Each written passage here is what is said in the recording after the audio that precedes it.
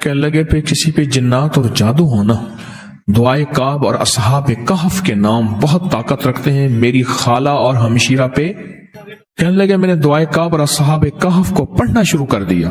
کہنے لگے جنات ہمشیرہ پہ بھی ظاہر ہو گئے، خالہ پہ بھی، حتیٰ کہ وہ یہاں تک بتاتے ہیں کہ کس نے کیا ہے کس نے نہیں کیا.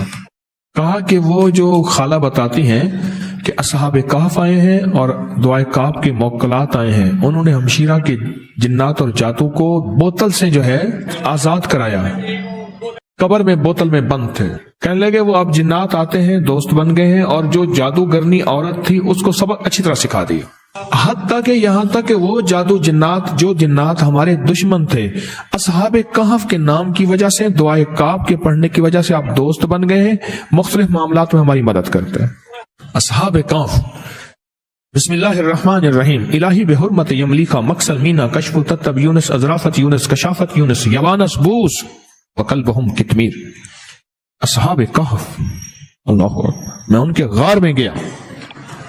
تارسوس ہے ترکی کا ایک شہر، ترکیہ کے شہر تارسوس. اس کے پہاڑوں میں ہم، بڑا پہاڑ تھا، اور پہاڑ کے نیچے غار تھا، اور غار کے اندر غار، پھر اس کے اندر اور غار، اتنا غار کہ کوئی پتلا سا بندہ اس کے اندر یوں چلا جائے.